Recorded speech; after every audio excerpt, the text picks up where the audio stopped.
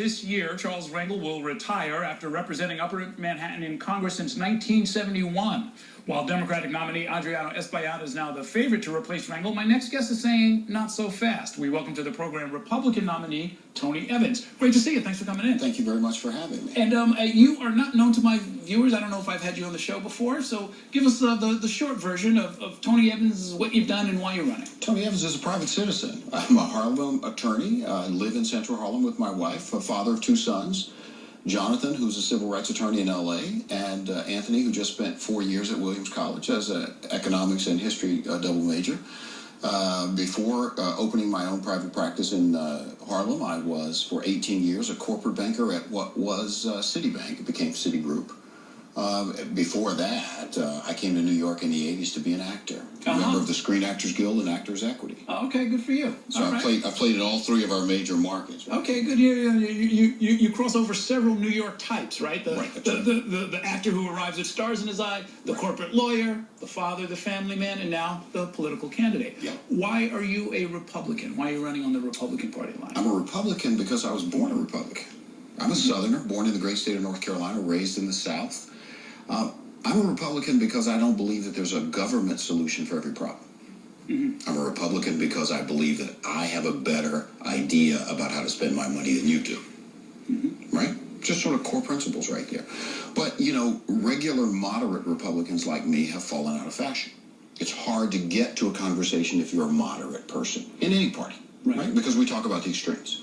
So, you know, this race provided an opportunity to really look at where I was in my life, look at what I was doing, look at sort of that list of things that you wanted to do before you're non-compos mentis and sitting and looking at the birds out the window. Okay, so what's your plan? If elected to Congress, what would you do? Well, I think the number one thing you've got to do as a representative of the 13th District is get focused on how we stimulate the economy. The September jobs report said that there were 156,000 new jobs created in America. You know, Errol, that's not enough jobs to stimulate New York City. I mean, the unemployment rate in this congressional district is higher than any place else in the state. The unemployment rate for Hispanic males in this district, in Inwood and Harlem, 17.6%. 17%. And I don't think that anybody would say that what this administration has done has been helpful to businesses growing. If businesses don't grow, you don't get wage growth. If you don't get wage growth, you don't get income. And without that, what are you? So now, what tools would you want to bring as a member of Congress, as a freshman member of Congress at that, in the minority party, as far as we know? I've been in the minority party since birth. I mean, actually, you know what? You'd be in the majority party. I'm so used to asking that question to New York Democrats. That's right. You'd be in the majority conference. I'd be in the majority conference. I'd be at the table to ask for some support for New York City.